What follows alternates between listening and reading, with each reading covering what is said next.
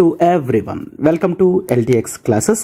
మనం Indian polity important topics అన్నీ కూడా ర్యాపిడ్ రివిజన్లో కవర్ చేస్తున్నాం కదమ్మా.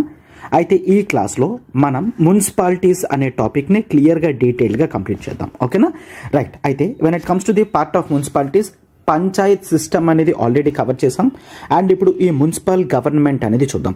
మున్సిపాలిటీస్ అనేవి 74th కాన్స్టిట్యూషనల్ అమెండ్మెంట్ యాక్ట్ 1992తో రావడం జరిగింది. 1993 నుంచి ఇంప్లిమెంటేషన్ అనేది జరిగింది. ఓకేనా? So panchayats that is 73rd, municipalities 74th. Panchayats అనేవి ఆర్టికల్ 243 నుంచి 243O వరకు మనం చూస్తాం. అయితే when it comes to the municipalities, article 243P, ఓ తర్వాత పి కదా, ఎస్, అండ్ ఆర్టికల్ 243ZG వరకు చూస్తాం. ఓకేనా? సో ఇవి కంప్లీట్గా మనం మున్సిపాలిటీస్లో ఈ యాక్ట్స్ వరకు చూస్తాం. ఇంపార్టెంట్ ప్రావిజన్స్ అన్ని కూడా చూస్తాం. బట్ అయితే when it comes to the municipalities governance అనేది కాస్త అర్బన్ గవర్నెన్స్ కూడా వస్తుంది కాబట్టి డిఫరెంట్ మినిస్ట్రీస్ అనేవాళ్ళు ఇన్వాల్వ్ అయి ఉంటారు. అయితే ఓవరాల్గా మున్సిపాలిటీస్లో మనకి that is the ministry of housing and urban affairs అనేది ఇంక్లూడ్ అయి ఉంటుంది. హౌసింగ్ అండ్ అర్బన్ అఫైర్స్, ఎందుకంటే మనం మున్సిపల్ కార్పొరేషన్స్ అనేవి చూస్తాం. మున్సిపల్ కార్పొరేషన్స్ అనేవి అర్బన్ ఏరియాస్లో ఉంటాయి. సో మనకి సపరేట్గా ministry of housing and urban affairs అనేది ఉంది. సో ఆ మినిస్ట్రీ ఇన్వాల్వ్మెంట్ కూడా మున్సిపాలిటీస్లో ఉంటుంది. And there is the ministry of defence. Sir defence ministry కూడా ఇన్వాల్వ్ అవుతుందా? ఎస్, డిఫెన్స్ మినిస్ట్రీ కూడా ఇన్వాల్వ్ అవుతుంది. There is something that is called the cantonment boards అని అంటాం. కంటోన్మెంట్ బోర్డ్స్ ఉంటాయి, పేరు వినే ఉంటారు. So what are these cantonments? ఎక్కడైతే మిలిటరీ ఎస్టాబ్లిష్మెంట్స్ ఉంటాయో వాటిని కంటోన్మెంట్ బోర్డ్స్ అని అంటాం. ఆ కంటోన్మెంట్ బోర్డ్స్ మీద కంప్లీట్ అథారిటీ అనేది డిఫెన్స్ మినిస్ట్రీకి ఉంటుంది. సో మినిస్ట్రీ ఆఫ్ డిఫెన్స్ కూడా ఇన్వాల్వ్ అవుతుందని అందుకే చూస్తాం. Right. And there is the ministry of home affairs. So ministry of home affairs అనేది ఇన్వాల్వ్ అవుతుంది. ఎందుకు sir ministry of home affairs? ఎందుకంటే యూనియన్ టెరిటరీస్లో ఎక్కడైతే మున్సిపల్ కార్పొరేషన్స్ ఉన్నాయో అక్కడ ministry of home affairs control తీసుకుంటుంది అనమాట. రైట్. సో ఈ విధంగా మనకి ministry of housing and urban affairs, ministry of defence, ministry of home affairs, వీళ్ళు ముగ్గురు కూడా మున్సిపాలిటీస్ అనేవి చూసుకుంటారు. అయితే ఈ అర్బన్ బాడీస్ అనేవి అసలు ఇండియాలో ఏ విధంగా స్టార్ట్ అయ్యాయో మనం తెలుసుకోవాలి. దట్ అంటే we need to look after the part of evolution of urban bodies అనేవి మనం చూస్తాం. అయితే if you observe the evolution of urban bodies historical perspective నుంచి చూసుకుంటే బ్రిటిష్ టైం నుంచి కూడా అర్బన్ బాడీస్ అనేవి ఉన్నాయి. That is the first time 1688లో first municipal corporation in India అనేది ఎస్టాబ్లిష్ అవ్వడం జరిగింది. And it is in Madras. గుర్తుంచుకోండి, first municipal corporation that is Madras. అయితే ఈ మద్రాస్ ఒక చార్టర్ అనేది తీసుకొచ్చారు 1687లో. ఆ చార్టర్ ద్వారా 1688లో Madras first municipal corporation in India కింద నిల్చున్నది. అయితే మద్రాస్ తర్వాత 1726 క్రోనాలజికల్గా చూసుకుంటే 1726లో మనకి బాంబే అండ్ కల్కత్తా ఈ 2 ప్లేసెస్లో కూడా కార్పొరేషన్స్ అనేవి ఎస్టాబ్లిష్ చేయడం జరిగింది. మున్సిపల్ కార్పొరేషన్ అంటే అర్బన్ లెవెల్లో ఏ ప్లేసెస్ అయితే ఉన్నాయో, చాలా ఇంపార్టెంట్ ప్లేస్, ఎక్కువ అర్బనైజేషన్ జరుగుతుంది, lots of density of people ఇక్కడికి వస్తున్నారు, అట్లాంటి ఏరియాస్ని కార్పొరేషన్స్ కింద డిక్లేర్ చేస్తారు. సో అట్లా first Madras, second next Bombay and కలకత్తాని చేయడం జరిగిందనమాట. రైట్. ఎస్. అయితే అర్బన్ ఏరియాస్ అనేవి పెరుగుతున్నాయి. సో మున్సిపల్ అడ్మినిస్ట్రేషన్ అనేది ప్రాపర్గా ఉండాలి అని అనుకున్నారు. లోకల్ సెల్ఫ్ గవర్నమెంట్ అనేది ఉంటే బాగుంటుంది అని అనుకొని దట్ ఈస్ 1870లో ఒక రెజల్యూషన్ అనేది పాస్ చేయడం జరిగింది బై లార్డ్ మాయో. సో దీన్నే లార్డ్ మాయోస్ రెజల్యూషన్ అని చూస్తాం. ఈ రెజల్యూషన్ ప్రకారం లోకల్ సెల్ఫ్ గవర్నమెంట్కి కాస్త ఫినాన్షియల్ డీసెంట్రలైజేషన్ అనేది ఇవ్వడం జరిగింది. అంటే in the aspects of finance కాస్త పవర్స్ అనేవి లోకల్ సెల్ఫ్ గవర్నమెంట్కి ఇచ్చారనమాట. That is in 1870. దాన్ని లార్డ్ మాయోస్ రెజల్యూషన్ అని అంటాం. బట్ అయితే the year 1882 is most important. From the evolution part. ఏమైంది సార్ 1882లో లార్డ్ రిప్పన్ అన్న వ్యక్తి ఒక రెజల్యూషన్ అనేది పాస్ చేయడం జరిగింది. లార్డ్ రిప్పన్స్ రెజల్యూషన్ అని చూస్తాం. ఈ రెజల్యూషన్ అనేది we generally called as the Magna Carta of local self government అని అంటాం. Sir what is this Magna Carta? 1215లో కింగ్ జాన్ అన్న వ్యక్తి ప్రజలకి ఫండమెంటల్ రైట్స్ అనేవి ఫస్ట్ టైం రిటర్న్ రూపంలో ఇవ్వడం జరిగింది. సో అట్లా ఏదైతే ఫస్ట్ది హ్యాండ్ రిటర్న్లో రాసిచ్చారో దాన్ని మ్యాగ్నా కార్టా అని పిలుస్తారు. ఎస్, ఇక్కడ కూడా అందుకని లోకల్ సెల్ఫ్ గవర్నమెంట్లో ఎల్ఎస్జి లోకల్ సెల్ఫ్ గవర్నమెంట్లో దీన్ని మ్యాగ్నా కార్టా కింద చూస్తారు. లార్డ్ రిప్పన్స్ రెజల్యూషన్ అంటే అతను ఫస్ట్ టైం రాసిచ్చారు. సో లోకల్ సెల్ఫ్ గవర్నమెంట్ అనేది డెవలప్ అవుతుంది. ఎప్పుడైతే లోకల్ సెల్ఫ్ గవర్నమెంట్ డెవలప్ అవుతుందో ప్రజల యొక్క ఇమీడియట్ నీడ్స్ అనేవి వెంటనే సాల్వ్ అవుతాయి అన్నమాట. సో ప్రతి ఇష్యూకి కూడా స్టేట్ డిస్ట్రిక్ట్ వరకు వెళ్లాల్సిన అవసరం లేకుండా, ఓకేనా, సింపుల్గా కార్పొరేషన్ పరిధిలోనే మున్సిపాలిటీస్ పరిధిలోనే ఇష్యూస్ అన్ని కూడా సాల్వ్ అవుతూ ఉంటాయి. సో దీన్ని మ్యాగ్నా కార్టా అని అంటారు.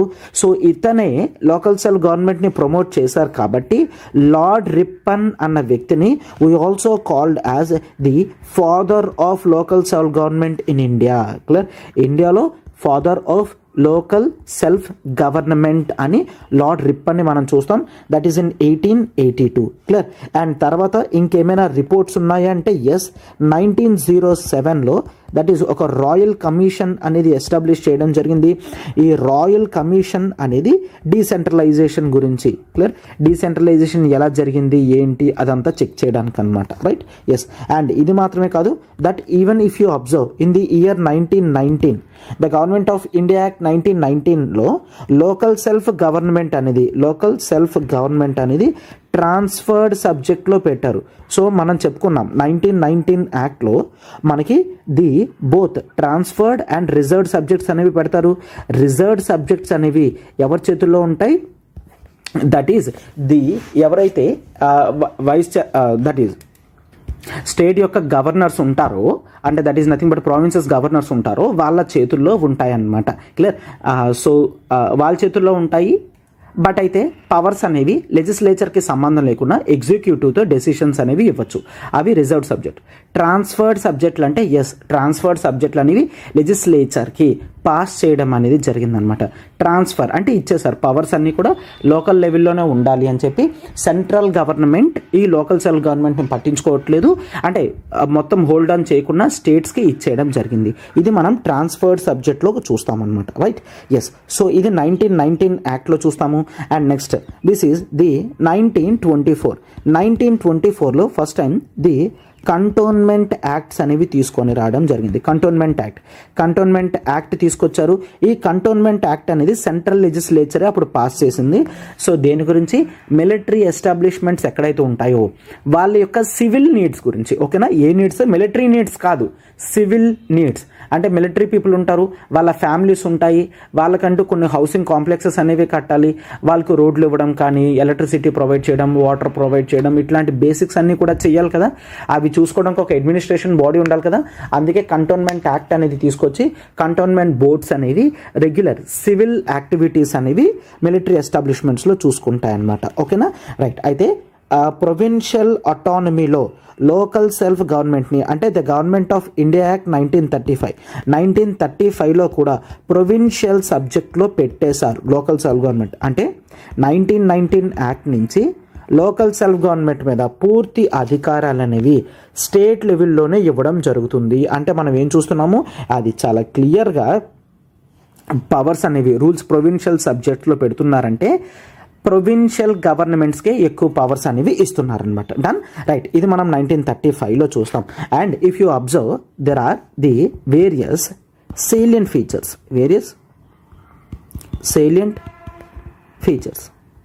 salient features. So if you observe the various salient features, అయితే పంచాయతీలో 3 టైర్ సిస్టమ్ చూసినట్టే మున్సిపాలిటీలో కూడా 3 టైర్ సిస్టమ్ అనేది చూస్తాము. That is the first one, it is the Nagar Panchayat అని అంటాం. మున్సిపాలిటీ అనేది నగర్ పంచాయత్ ఉంటుంది. ఎక్కడ?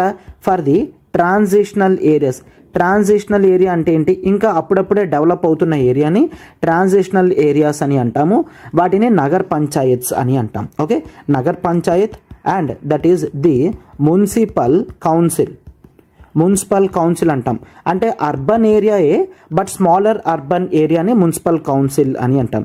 బిగ్గర్ అర్బన్ ఏరియా అయితే అది మనం ది మున్సిపల్ కార్పొరేషన్ కింద చూస్తాం. Municipal corporation, right. So municipal council, municipal corporation, నగర పంచాయతీ, ఈ విధంగా 3 బాడీస్ కింద వీటిని డివైడ్ చేయడం అనేది జరిగింది.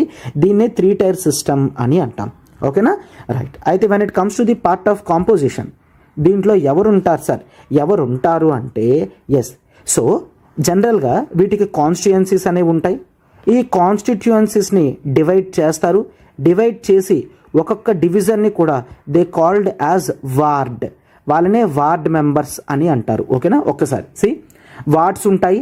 ఈ వార్డ్స్ అనేవి మున్సిపల్లో ఒకలాగా, మున్సిపల్ కార్పొరేషన్లో ఒకలా ఉంటాయి. ఏంటి అంటే for example if you take municipal council, కౌన్సిల్లో వార్డు యొక్క లీడర్స్ ఎవరైతే ఉంటారో వాళ్ళని మనం కౌన్సిలర్స్ అని పిలుస్తాం. వార్డ్ కౌన్సిలర్ అని అంటాం కదా, వార్డ్ కౌన్సిలర్ అని అంటాం. అదే వార్డ్ అనేది కార్పొరేషన్లో ఉంది అనుకోండి, ఫర్ ఎగ్జాంపుల్ విశాఖపట్నం కార్పొరేషన్ ఉంది. సో విశాఖపట్నం కార్పొరేషన్లో ఎక్కడైతే వార్డ్స్ ఉన్నాయి ఇవన్నీ కూడా వార్డ్స్ లెక్క చూస్తాము. ప్రతి వార్డుకి కూడా ఒక కార్పొరేటర్ ఉంటారు. ఓకేనా, కార్పొరేటర్, క్లియర్.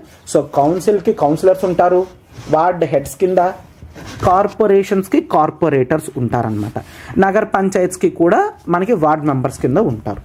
అయితే ఇట్లా ఉన్న ప్రతి చోట కూడా గుర్తుంచుకోండి, వీళ్ళందరినీ కూడా మెంబర్స్ అని అంటున్నాం కదా. ఈ మెంబర్స్ అందరికీ కూడా ఖచ్చితంగా డైరెక్ట్ ఎలక్షనే పెట్టాలి అని కాన్స్టిట్యూషన్లోనే రాసింది. ఓకేనా, డైరెక్ట్ ఎలక్షన్, రైట్, డైరెక్ట్ ఎలక్షనే మనం చూస్తాం. అండ్ నెక్స్ట్ మరి ఈ బోర్డ్స్ ఇవి ఉన్నాయి, ఈ కమిటీస్ ఉన్నాయి. ఈ కమిటీస్కి చైర్పర్సన్స్ ఉంటారు కదా, ఈ కమిటీస్కి చైర్పర్సన్స్ ఉంటారు, నేను తర్వాత చెప్తాను. ఈ చైర్పర్సన్స్ ఎవరు ఎలా ఎలక్ట్ అవుతారు అనేది స్టేట్ గవర్నమెంట్ చెప్తుంది. ఓకేనా, స్టేట్ గవర్నమెంట్ చెప్తుంది. అయితే స్టేట్ గవర్నమెంట్ ఎలా చెప్పింది, ఈ కౌన్సిలర్ చైర్పర్సన్స్ ఎవరైతే ఉన్నారో వాళ్ళందరికీ కూడా యాజ్ ఆఫ్ నౌ ఆంధ్రప్రదేశ్లో అయితే ఇండైరెక్ట్ ఎలక్షన్సే పెట్టడం జరిగింది. ఓకేనా, ఇండైరెక్ట్ ఎలక్షన్స్ అనేవి ఉన్నాయి. ఇండైరెక్ట్ ఎలక్షన్స్ అంటే ఏంటి, ఫర్ ఎగ్జాంపుల్ మీరు కౌన్సిలర్లకి ఓట్లు వేస్తారు. కౌన్సిలర్స్ ఇన్ రిటర్న్ ఆ కౌన్సిల్ యొక్క చైర్మన్కి ఎవరో వాళ్ళు సెలెక్ట్ చేసుకుంటారు. ఈవెన్ కార్పొరేషన్లో ఉన్నవాళ్ళు కూడా మీరు కార్పొరేటర్లకి ఓటేస్తారు. ఇన్ రిటర్న్ కార్పొరేటర్లు అందరూ కూడా ఒక చైర్పర్సన్ని సెలెక్ట్ చేసుకుంటారు. అంటే మెంబర్స్కి మాత్రమే డైరెక్ట్ ఎలక్షన్స్, చైర్పర్సన్స్ ఎవరైతే ఉన్నారో స్టేట్ గవర్నమెంట్ డిసైడ్ చేస్తుంది. సో అలా ఆంధ్రప్రదేశ్ స్టేట్లో ఇండైరెక్ట్ ఎలక్షన్స్ అనేవి ఉంటాయి అని చెప్తున్నారు. ఓకేనా, ఎస్, ఇది మనం చూస్తాము. అండ్ పంచాయత్స్ లానే మనకి రిజర్వేషన్స్ అనేవి చూస్తాము.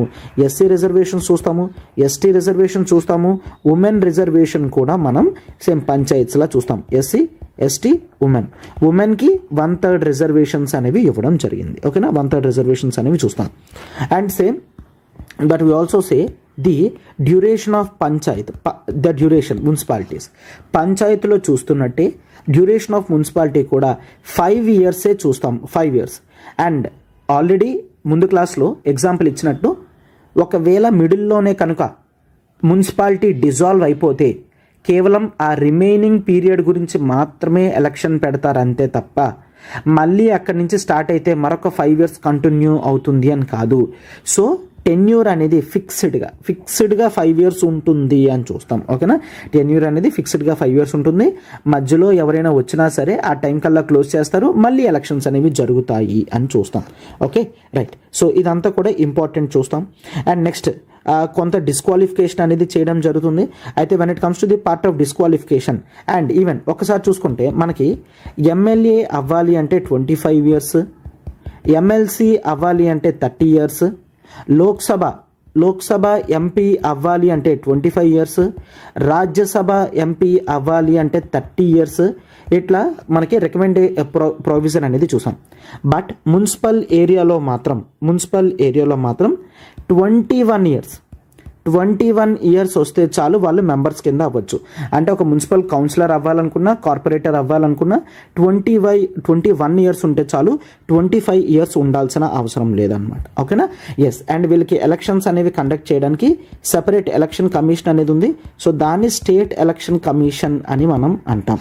స్టేట్ ఎలక్షన్ కమిషన్ అని అంటాం. అండ్ అలానే పంచాయత్స్కి 11th షెడ్యూల్ ఉన్నట్టు మున్సిపాలిటీస్ కూడా కొన్ని పవర్స్ అండ్ ఫంక్షన్స్ ఉన్నాయి. అవి మనం షెడ్యూల్ 12లో చూస్తాం. Schedule 12 deals with the powers and functions of municipalities అని చూస్తాం. ఫర్ ఎగ్జాంపుల్ వీళ్ళకి చాలా పవర్స్ అనేవి ఉన్నాయి, మనం తర్వాత చూస్తాం. వీళ్ళ పవర్స్ అనేవి 12th షెడ్యూల్లో దాదాపుగా ఒక 18 ఫంక్షన్స్ దాకా ఇవ్వడం జరిగింది. లైక్ అర్బన్ ప్లానింగ్ అయితే కానివ్వండి, రోడ్స్ బ్రిడ్జెస్ కన్స్ట్రక్షన్ కానీ, ల్యాండ్ యూజ్ రెగ్యులేషన్ కానీ, ఫైర్ సర్వీసెస్ కానీ, అర్బన్ ఫారెస్ట్రీ కానీ, క్యాటిల్ పౌండ్స్ కానీ, స్టాటిస్టిక్స్ మెయింటైన్ చేయడం కానీ, public amenities like street lighting provide చేయడం, బస్ స్టాప్స్ ప్రొవైడ్ చేయడం, పార్కింగ్ లాట్స్ ప్రొవైడ్ చేయడం, ఇవన్నీ కూడా కార్పొరేషన్ యొక్క బాధ్యతల కింద మనం చూస్తామన్నమాట. ఓకేనా, రైట్. అండ్ ఇది మాత్రమే కాదు, డెడికేటెడ్గా స్టేట్ ఫినాన్స్ కమిషన్ అనేది ఉంది. ఒకటే స్టేట్ ఫినాన్స్ కమిషన్ ఉంటుందమ్మా. పంచాయత్స్ యొక్క ఫినాన్సెస్ రికమెండ్ చేయడానికి, మున్సిపాలిటీ కమిషన్ యొక్క ఫినాన్సెస్ అనేవి రికమెండ్ చేయడానికి ఒకటే స్టేట్ ఫినాన్స్ కమిషన్ ఉంటుంది. రెండింటికి రెండు ఉండవు, ఒక్కటే ఉంటుంది. ఓకేనా, ఎస్. అండ్ వీళ్ళ అకౌంట్స్ అనేవి ఆడిట్ చేయడం కూడా జరుగుతుంది. And when it comes to the part of union టెరిటరీస్లో అప్లై అవుతుందా లేదా అనేది ప్రెసిడెంట్ గారు నిర్ణయిస్తారు. క్లియర్, ప్రెసిడెంట్ గారు చెప్తే అప్లై అవుతుంది, ఆర్ లేదంటే ద యూనియన్ టెరిటరీస్లో మున్సిపల్ కార్పొరేషన్స్ అనేవి, మున్సిపాలిటీస్ అనేవి ఎస్టాబ్లిష్ అవ్వవు. ప్రెసిడెంట్ యొక్క ఇష్టం అన్నమాట. Right, yes. And exempted areas అనేవి చూస్తాం. పంచాయత్స్లో కూడా ఎగ్జామ్టెడ్ ఏరియాస్ అనేవి చూస్తాం. ఇక్కడ ఎగ్జామ్టెడ్ ఏరియాస్ అనేవి చూస్తే that is 5th schedule areas, 6th schedule areas. ఓకేనా, 5th schedule areas, 6th schedule areas అని చూస్తాము. And the Darjeeling, already previous క్లాస్లో కూడా చూసాం. డార్జిలింగ్ లొకేషన్ ఏదైతే ఉందో గోర్ఖా హిల్ కౌన్సిల్ వెస్ట్ బెంగాల్లో ఉంటుంది. సో వాళ్ళకి కూడా ఈ యాక్ట్ అనేది వర్తించదు. సార్ మరి పంచాయత్స్లో ఈవెన్ మేఘాలయ, నాగాల్యాండ్ కూడా చెప్పారు కదా. ఎస్, పంచాయత్స్లో వాటికి అప్లై అవ్వదు. బట్ ఇక్కడ ఎగ్జామ్టెడ్ కేటగిరీలో ఇందులో కేవలం మనం 5th schedule, 6th schedule and Darjeeling Gorkha hill council మాత్రమే చూస్తాం. అంటే ఈవెన్ మేఘాలయ, నాగాల్యాండ్, అస్సాం ప్లేసెస్లో కూడా మనకి మున్సిపాలిటీస్ అనేవి అప్లై అవుతాయి అని గుర్తుంచుకోండి. ఓకేనా, రైట్. అయితే 2 ప్లానింగ్ కమిటీస్ అనేవి ఉన్నాయి. ఆ ప్లానింగ్ కమిటీస్ కూడా మనకి ఇంపార్టెంట్ అనమాట. ఒకటి డిస్ట్రిక్ట్ ప్లానింగ్ కమిటీ. సో అయితే డిస్ట్రిక్ట్ లెవెల్లో ప్లానింగ్ అనేది ఎలా ఉండాలి, ఎట్లా ప్లాన్ చేస్తే అందరికీ ఆప్టిమైజ్గా రిసోర్సెస్ అనేవి తక్కువ రిసోర్సెస్ యూజ్ చేసి ఎక్కువ మందికి బెనిఫిట్ తీసుకొని రాగలం, ఆ ప్లాన్స్ అన్ని వేయడానికి ఒక కామన్ డిస్ట్రిక్ట్ ప్లానింగ్ కమిటీ అనేది పెట్టడం జరిగింది. కాన్స్టిట్యూషనే చెప్పింది, కాన్స్టిట్యూషనే ఒక డిస్ట్రిక్ట్ ప్లానింగ్ కమిటీ ఉండాలి అని చెప్పడం అనేది జరిగింది అనమాట. Right, yes. అయితే స్టేట్ లెజిస్లేచర్ చెప్తుంది ఈ డిస్ట్రిక్ట్ ప్లానింగ్ కమిటీలో ఎంతమంది ఉంటారని. బట్ 4/5 మాత్రం 4/5 ఆఫ్ డిస్ట్రిక్ట్ ప్లానింగ్ కమిటీ మాత్రం ఆల్రెడీ డిస్ట్రిక్ట్ పంచాయత్స్లోని and already municipalities in the డిస్ట్రిక్ట్లో వీళ్ళు ఎవరైతే ఉంటారో అందులో ఎలక్ట్ అయిన వాళ్ళే 4/5 of the members district planning కమిటీలో ఉంటారు. వీళ్ళతో పాటు ఎక్స్ట్రా నాలెడ్జ్ ఉన్న వాళ్ళని కూడా వీళ్ళు మెంబర్స్ కింద పెడతారు. ఎందుకంటే ఇది ప్లానింగ్కి సంబంధించింది కదా, ఎవరికైతే ప్లానింగ్ మీద ఐడియా ఉందో ఆ ఎక్స్పర్ట్ మెంబర్స్ని కూడా తీసుకొచ్చి డిస్ట్రిక్ట్ ప్లానింగ్ కమిటీలో కూర్చోబెడతారనమాట. వాళ్ళని కూడా ఇన్వైట్ చేయడం అనేది జరుగుతుంది. డన్. సో దీంట్లో సింప్లీ మొత్తం డిస్ట్రిక్ట్ కావాల్సిన ప్లానింగ్ అంతా కూడా కొలెక్ట్ చేస్తారనమాట. అయితే డిస్ట్రిక్ట్ ప్లానింగ్ కమిటీ తర్వాత there is the metropolitan planning committee. Same district planning కమిటీలని మెట్రోపాలిటన్ లెవెల్లో కూడా మెట్రోపాలిటన్ ప్లానింగ్ కమిటీ వాళ్ళు ప్లాన్స్ అనేవి గీయడం జరుగుతుంది. సో ప్లాన్స్ అన్ని కూడా కొహిరెన్స్లో తీసుకొచ్చి ఒకటే మేనర్గా తీసుకొచ్చి తర్వాత వాటిని ఇంప్లిమెంట్ చేయడం అనేది జరుగుతుంది అనమాట. Right, yes. And even 11th షెడ్యూల్లో చూస్తున్నట్టు ఇక్కడ కూడా లాస్ట్ ఆర్టికల్ అనేది bar to interference of courts చూస్తాము. Bar to interference of courts. Electoral మ్యాటర్స్లో మాత్రం కోర్ట్స్ అనేవి ఇంటర్ఫియర్ అవ్వకూడదు. Electoral matters. Okay, right, yes. So ఈ విధంగా టోటల్గా మనం మున్సిపాలిటీస్ అనేవి కొంతవరకు కవర్ చేయడం జరిగింది. ఇప్పుడు the types of urban governments అనేవి చూస్తాం. There are the different types చూస్తాము. ఆ డిఫరెంట్ టైప్స్ మీద మనకి ఎగ్జామ్లో చాలా ఇంపార్టెంట్ అనమాట. First if I say that is the corporation, municipal corporation. అయితే what is this corporation? Corporation అనేది చూసుకున్నట్లయితే పెద్ద పెద్ద సిటీస్ ఏవైతే ఉంటాయో అవి కార్పొరేషన్ పరిధిలోకి వస్తాయి. For example that is Visakhapatnam, Hyderabad, Bengaluru, Kolkata, Delhi, ఇవన్నీ కూడా పెద్ద పెద్ద సిటీస్. ఆ పెద్ద పెద్ద సిటీస్ అన్ని కూడా కార్పొరేషన్ కింద మనం చూస్తాము. అయితే ఈ కార్పొరేషన్స్ అనేవి ఎలా ఎస్టాబ్లిష్ చేస్తారు సార్? ఎలా ఎస్టాబ్లిష్ చేస్తారంటే త్రూ యాక్ట్. ఎవరు చేస్తారు? State. So state government act చేస్తుంది. స్టేట్ గవర్నమెంట్ చేసే చట్ట ప్రకారంగా కార్పొరేషన్స్ అనేవి ఎస్టాబ్లిష్ చేయడం జరుగుతుందన్నమాట. అయితే ఈ కార్పొరేషన్కి మనం 3 బాడీస్ చూస్తాం. క్లియర్? ఒకటి, ఈ కార్పొరేషన్కి ఒక కౌన్సిల్ ఉంటుంది. ఈ కౌన్సిల్లో ఉన్న వాళ్ళే కౌన్సిలర్స్ ఉంటారు. ఈ కౌన్సిలర్స్ అందరూ కూడా మేయర్ అన్న వ్యక్తిని చైర్పర్సన్ కింద చేస్తారు. So mayor is the chairperson of council. So ఇక్కడ లెజిస్లేటివ్ రిలేటెడ్ యాక్టివిటీస్ అన్నీ కూడా కౌన్సిల్లో మనకి జరుగుతుంది. అయితే ఈ కౌన్సిల్ తర్వాత స్టాండింగ్ కమిటీస్ అనేవి ఉంటాయి. What are the standing committees? Standing committees అనేవి జనరల్గా చూసుకున్నట్లయితే కాంప్లెక్స్ ఫంక్షన్స్ అన్నీ ఉంటాయి కదా కార్పొరేషన్లో. ఆ కాంప్లెక్స్ ఫంక్షన్స్ అన్నీ కూడా ఈ స్టాండింగ్ కమిటీస్ ఒక్కొక్కటి తీసుకొని డీల్ చేస్తారు. ఫర్ ఎగ్జాంపుల్ పబ్లిక్ వర్క్స్ ఒకరు, ఎడ్యుకేషన్ ఒకరు, హెల్త్ ఒకరు, ట్యాక్సేషన్ ఒకరు. అంటే ఒక్కొక్క కమిటీ ఒక్కొక్క యాక్టివిటీ తీసుకొని వాటిని మానిటర్ చేస్తుంది అనమాట. రైట్? ఎస్. అండ్ ఇది మాత్రమే కాదు, అండ్ వీటన్నిటికీ కూడా మున్సిపల్ కమిషనర్ కూడా ఉంటారు. ఓకేనా? కార్పొరేషన్కి మున్సిపల్ కమిషనర్ ఉంటారు. ఎవరు ఈ మున్సిపల్ కమిషనర్? ఈ మున్సిపల్ కమిషనర్ అన్న వ్యక్తి he is IAS, Indian administrative service వ్యక్తినే మున్సిపల్ కమిషనర్ కింద పెట్టడం జరుగుతుందన్నమాట. Right? This is about corporation. Act ద్వారా తీసుకొస్తారని గుర్తుంచుకోండి. And next there is the municipality. కాస్త ఇప్పుడు ఏవైతే డెవలప్ అవుతున్నాయో కాస్త semi urban, baby urban cities లాంటివి చూసుకుంటే అవి మున్సిపాలిటీస్ కింద చూస్తాము. సో ఈ మున్సిపాలిటీస్ అనేవి కూడా ఎట్లా వస్తాయి? By the acts. Clear? State legislature act చేస్తుంది. అదే యూనియన్ టెరిటరీలో అయితే ఎప్పుడైనా గుర్తుంచుకోండి, యూనియన్ టెరిటరీలో కార్పొరేషన్ చేయాలనుకున్నా, యూనియన్ టెరిటరీలో మున్సిపాలిటీ చేయాలనుకున్నా పార్లమెంట్ యాక్ట్ చేస్తుంది. అయితే ఆర్డినరీ స్టేట్స్లో కార్పొరేషన్ తీసుకొని రావాలన్నా, మున్సిపాలిటీ రావాలన్నా స్టేట్ గవర్నమెంట్ సెపరేట్ యాక్ట్ చేస్తుంది. అంటే స్టేట్ గవర్నమెంట్ యాక్ట్ చేస్తేనే ఆ కార్పొరేషన్కి కానీ మున్సిపాలిటీకి కానీ yes this is the body, దీన్ని కార్పొరేషన్, దీన్ని మున్సిపాలిటీ అని పిలుస్తాం అనే ఒక క్లారిటీ అనేది ఉంటుందన్నమాట. Right? Yes. And there is the notified area committee. Notified area committee. So what is this notified area committee? Notified area committee ఏంటి అంటే, ఒకవేళ బికాజ్ ఆఫ్ ఇండస్ట్రియలైజేషన్ కానీ ఇంకేదైనా వల్ల కానీ టౌన్ కాస్త స్పీడ్గా పెరుగుతుంది అనుకోండి, అప్పుడు దీన్ని ఓవర్వ్యూ చేయడానికి నోటిఫైడ్ ఏరియా కమిటీ అని పెడతారు. క్లియర్? అయితే ఇదొక స్టాట్యూటరీ బాడీ కాదు. నోటిఫైడ్ ఏరియా కమిటీ అనేది ఎగ్జిక్యూటివ్ వాళ్ళే రెజల్యూషన్ ఇస్తారు. ఎస్, ఈ ప్లేస్ నోటిఫైడ్ ఏరియా కమిటీ అని. సో దానికి రిలేటెడ్గా సివిల్ అడ్మినిస్ట్రేషన్ అనేది జరుగుతుందన్నమాట. దాన్ని నోటిఫైడ్ ఏరియా కమిటీ అని అంటాం. And next the town area committee అని చూస్తాం. Town area committee. What is this town area? Town area అంటే ఇప్పుడు విశాఖపట్నం స్టీల్ ప్లాంట్ ఉంది, ఆర్ ది జార్ఖండ్లో టాటా స్టీల్ ప్లాంట్ ఉంది. ఈ పెద్ద పెద్ద స్టీల్ ప్లాంట్స్, పెద్ద పెద్ద ఇండస్ట్రీస్ ఏవైతే ఉంటాయో అక్కడ టౌన్షిప్స్ అనేవి కన్స్ట్రక్షన్ చేయడం జరుగుతుంది. ఆ టౌన్షిప్లో ఆ ఇండస్ట్రీలో ఎవరైతే మనుషులు పనిచేస్తారో వాళ్ళ ఫ్యామిలీస్ అన్నీ కూడా ఉండడానికి హౌసెస్ ఇవ్వడం, అండ్ కావాల్సిన సివిల్ అడ్మినిస్ట్రేషన్ అంతా కూడా ఈ టౌన్ ఏరియాస్లో ఇవ్వడం జరుగుతుంది. ఇది మనం టౌన్ ఏరియా కమిటీ అని అంటాం. ఈ టౌన్ ఏరియా కమిటీ కూడా యాక్ట్ ద్వారా చట్ట ప్రకారంగా స్టేట్ లెజిస్లేచర్స్ చట్టం చేసి ఈ బాడీని, టౌన్ ఏరియా కమిటీని ఎస్టాబ్లిష్ చేయడం జరుగుతుంది అనమాట. ఓకేనా? And next we also see that the cantonment board. Cantonment boards. So cantonment boards కూడా same, that is military establishments. Military ఎస్టాబ్లిష్మెంట్స్లో సివిల్ పీపుల్ ఎవరైతే ఉంటారో వాళ్ళ ఫ్యామిలీస్ యొక్క అవసరాలను సాల్వ్ చేయడానికి, సివిల్ రిలేటెడ్ ప్రాబ్లమ్స్ రాకుండా ఉండడానికి కంటోన్మెంట్ బోర్డ్ అనేది పెట్టడం జరుగుతుంది. అయితే పాపులేషన్ బట్టి కంటోన్మెంట్ బోర్డ్ యొక్క కేటగిరీ మారుతుంది.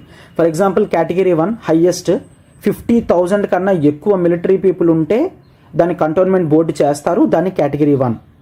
కేటగిరీ 2 అంటే 10,000 to 50,000. కేటగిరీ 3 అనేది 2,500 నుంచి 10,000. కేటగిరీ 4 2,500 కన్నా తక్కువ ఉంటే దాన్ని కేటగిరీ 4 కింద క్లాసిఫై చేయడం అనేది జరుగుతుంది. అయితే వీటన్నిటికీ కూడా జనరల్గా మిలిటరీ స్టేషన్ ఉంటుంది కదా, మిలిటరీ స్టేషన్ ఉంటుంది. ఆ మిలిటరీ స్టేషన్కి ఒక కమాండింగ్ ఆఫీసర్ ఉంటారు కదా, కమాండింగ్ ఆఫీసర్, అతను ఓవరాల్గా హెడ్ అని చూస్తాం, కమాండింగ్ ఆఫీసర్. సో ఈ military commanding officer overall head అని చూస్తాం. ఈ సివిల్ ఫంక్షన్స్ సాటిస్ఫై చేయడానికి సపరేట్ కంటోన్మెంట్ బోర్డ్స్ అనేవి పెట్టడం జరిగిందనమాట. ఓకేనా, రైట్. అండ్ ఇది మాత్రమే కాదు, నెక్స్ట్ మనం ది సపరేట్ టౌన్షిప్ అనేది చూస్తాం. Townships clear. So townships industries దగ్గర ఉంటాయి. ఇక్కడ మనకి టౌన్ ఏరియా కమిటీస్ అనేవి, right. So we have to take town area committees అనేవి సపరేట్గా స్టేట్ డిసైడ్ చేస్తుంది ఈ టౌన్ ఏరియా కమిటీస్ ఏంటి అని. ఏవైతే సెమీ మున్సిపల్ అథారిటీస్లోకి వస్తాయో కాస్త అట్లా ఉన్నవి town area committee. I just little bit confused. So town area committee, townships అంటే ఇండస్ట్రీస్ ఎక్కడైతే ఉంటాయో, Visakhapatnam steel plant, Jharkhand steel plant, ఇట్లాంటివి టౌన్షిప్స్ అని అంటాం. అక్కడ టౌన్ ఏరియా కమిటీ అనేది స్టేట్ లెజిస్లేచర్ చేస్తుంది. అంటే ఒక చిన్న చిన్న స్మాల్ టౌన్స్ ఏవైతే ఉంటాయో వాటి యొక్క అడ్మినిస్ట్రేషన్, అంటే అవి ఇంకా మున్సిపాలిటీ కిందకి రావు ఆర్ మున్సిపల్ కార్పొరేషన్స్ కింద కూడా రావన్నమాట, రైట్. ఎస్. సో టౌన్షిప్స్ అని చూస్తాము. అండ్ టౌన్షిప్స్ తర్వాత it is next the port trust. So ఏ విధంగా ఇండస్ట్రీస్ ఉంటే టౌన్షిప్స్ ఉంటాయో, అలానే మిలిటరీ ఎస్టాబ్లిష్మెంట్స్ ఉంటే కంటోన్మెంట్ బోర్డ్స్ ఉంటాయో, అలానే పెద్ద పెద్ద పోర్ట్స్ ఉన్నాయనుకోండి, అక్కడ పోర్ట్ ట్రస్ట్ అనేవి ఉంటాయి. ఫర్ ఎగ్జాంపుల్ ముంబై, కలకత్తా, చెన్నై, వీటిలో పోర్ట్ ట్రస్ట్లు అనేవి ఉంటాయి.